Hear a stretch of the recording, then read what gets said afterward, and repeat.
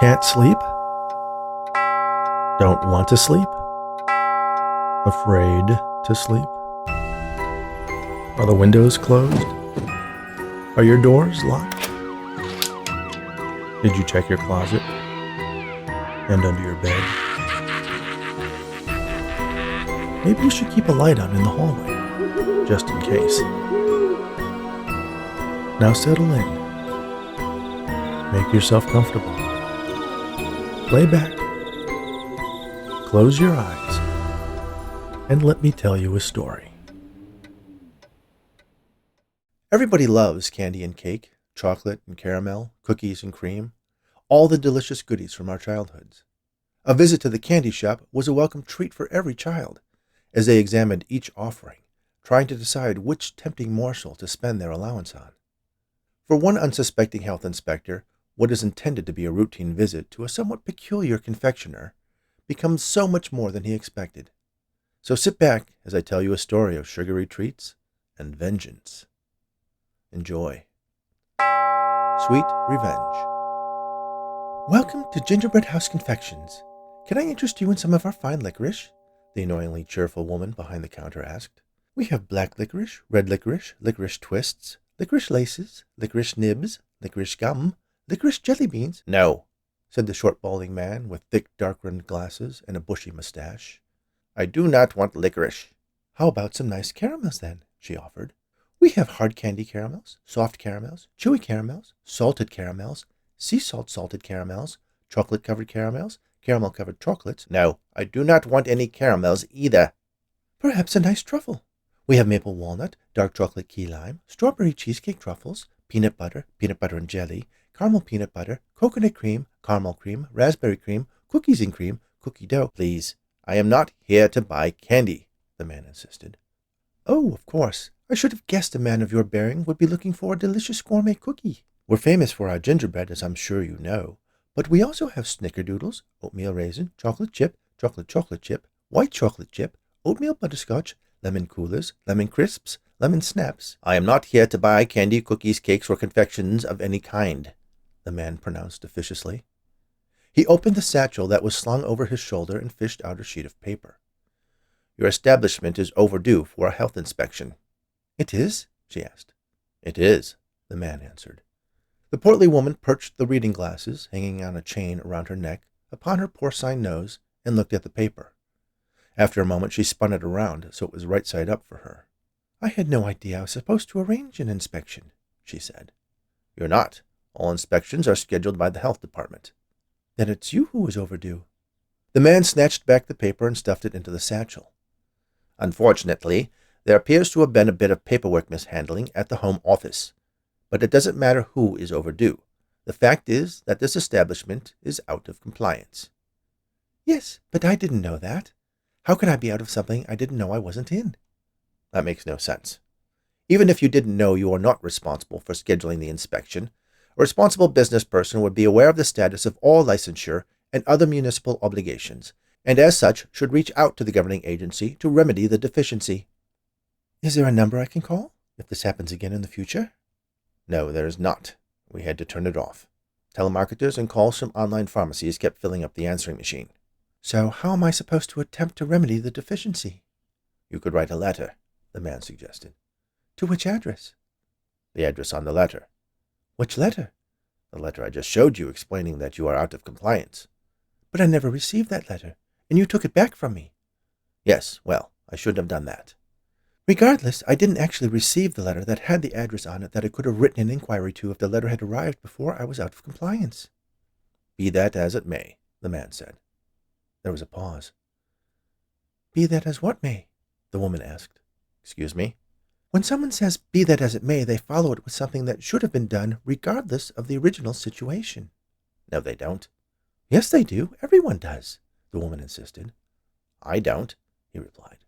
Then I stand corrected, because you are certainly part of everyone, and if you say you don't say anything after be that as it may, my assertion that everyone does was certainly incorrect.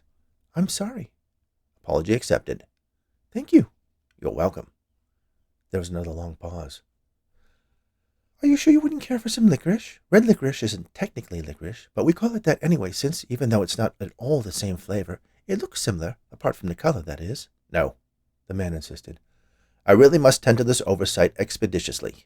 Well, don't let me stand in your way. Madam, you are quite literally standing in my way, he said, indicating that she was blocking the door to the kitchen with her wide girth. Oh my, she said, moving away from the entrance, but then stepped back in front of the swinging door. I'm sorry, but could I see your identification? My identification? Do you have a badge or something? You could be anyone. Well, I couldn't be anyone. How would I know? I couldn't be Mel Gibson. Of course not. You don't look anything like Mel Gibson. He is much taller. My point is, you tend to make statements that are overly broad exaggerations. We are not starting off on the right foot. I see your point. I should hope so. So, do you have a badge? Or some sort of laminated card? The man opened his satchel again and dug through the contents. Eureka! He shouted when he had found a hard plastic card holder, holding a card that was also plastic, that had a tiny photo resembling the man, though without the glasses and mustache and more hair. He showed it to the woman. Satisfied? He asked. That doesn't really look like you. It's an old photograph. She took the plastic card holder and studied the card within it carefully, holding it up so that she could compare the image with the man in front of her. I guess that could be you. There's a very good chance of that, since I was the one who sat for the photograph. Your name is Grimm? She asked, curious. Yes, it is. Any relation? To what? The brothers. Which brothers?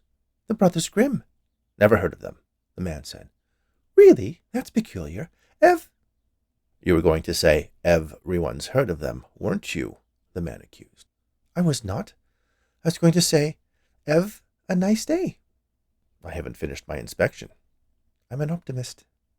The man sighed with frustration, then pushed his way through the swinging door into the kitchen, snatching the plastic card holder back from the woman's pudgy grip as he did so. The kitchen was enormous. Mr. Grimm paused to rummage through the contents of his satchel until he found a clipboard. He leafed through the papers that were held fast by the metal clip at the top, making sure he had all the required forms at hand. This is quite a large facility. How many people work here? He asked. Oh, it's just me, the woman replied. Grimm lowered his head and peered up at the smiling confectioner over the top of his dark-rimmed glasses. You make all of this? He asked, waving his hand toward the racks of candies and cookies and cakes and cream puffs. Oh, yes, I love to bake and make candy. It's quite a passion of mine. Over here we have donuts, both filled and frosted. There is where I pull the taffy. Each piece is stretched 1,000 times. That's the secret to perfectly chewy taffy. And of course the cupcakes are quite popular. We have over 100 flavors. Red velvet, black forest, orange surprise, lemon surprise, lime surprise, grapefruit surprise, which is surprisingly popular. Mr. Grimm cut her off. How long have you owned this business? My goodness, it's been in the family forever. Forever is not an answer I can put down on my form, Grimm said sternly. In what year was this particular establishment put into service? I don't know precisely, but this expansion was done 10 years ago. Fine, that will do for my purposes, he said, scribbling the information on the form as he walked through the maze of racks. He eyed the food, looking for any infractions. Everything looked spotless. He ran a finger along the underside of one of the racks, and it came up clean. He came upon a wall of ovens, one in the center having much greater proportions than the others. That is a very large oven. I have a lot of baking to do. I don't believe I've ever seen an oven of that scale. It was custom made, the woman said proudly. Grimm walked up to the oven and pulled open the door. It was large enough to fit a person quite comfortably. He pulled out a penlight and shone it on the gleaming interior. He said, as he exchanged the light for a pen and made some notes on his clipboard. Do you like your job, Mr. Grimm? The large woman asked. The small man peered at her. Excuse me? You seem to be very good at what you do, but do you enjoy it? It's a job, he replied. It's just that I can't imagine a little boy saying, I want to grow up to be a health inspector. I find the work very rewarding. I feel like in my small way I'm just as important as a police officer or a firefighter, he said, in a somewhat defensive tone. Oh, I have no doubt, the woman replied. Were your parents health inspectors as well? No, he said, as he continued inspecting the giant mixing machines. They were teachers.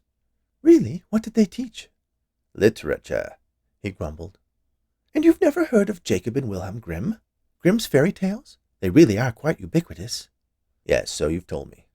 I just thought with you having the same name, you would have some connection. Please, I have work to do here. What's in this cabinet? Those are the molds for the holiday chocolates. You know, Easter bunnies, Santa Claus, hearts, and flowers. He opened the cabinet and looked over the molds, picking a few of them up and inspecting them carefully. Do you know anything about your grandparents? The woman asked. Grimm looked at her with a combination of annoyance and curiosity. Of course I knew my grandparents. What kind of question is that? I'm just curious as to where they were from. Perhaps there is a relation to the German authors. My grandfather Grimm's father was adopted. I'm sure apart from the name there is no connection to these brothers you keep on about. Where do you store your perishable ingredients? The walk-in cooler is just over there, the woman replied, pointing to a gleaming stainless steel door. She followed the diminutive inspector as he walked toward the industrial-sized refrigerator. He was an orphan, your great-grandfather?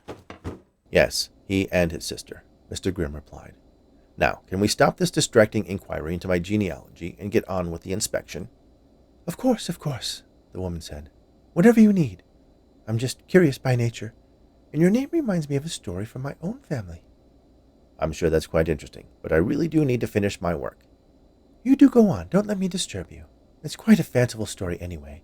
Apparently Wilhelm Grimm and his wife Dortchen adopted 2 young children who had murdered someone in my family. That is indeed quite fanciful, Mr. Grimm said, as he continued examining the eggs, milk, strawberries, blueberries, raspberries, blackberries, gooseberries, peaches, plums, pears, pomegranates, and other assorted produce. The brothers then convinced everyone that the murder was actually self-defense. They even wrote a story about it, totally mischaracterizing the incident, claiming my relative had kept them prisoner and threatened to eat them. Can you imagine that? Outrageous! The truth of the matter was she was a maker of sweets as I am, and they had robbed her. So she simply kept them confined until a constable could be found to adjudicate the matter. This was back in 19th century Germany. It wasn't like you could pick up the telephone and ring the police. No, I don't suppose it was, Grimm said, as he finished with the refrigerator and made numerous marks on his clipboard. They even claimed she was a witch. Imagine that. Indeed, the man said absently, as he checked the electrical connections between the bank of blenders and food processors, arrayed on a gleaming counter. Well, in truth she was a sort of witch, but not the sort who would eat children. More like a magician. In the kitchen, of course, she added with a laugh, as if it was the funniest thing anyone had ever said. Everything seems to be in order, the health inspector pronounced.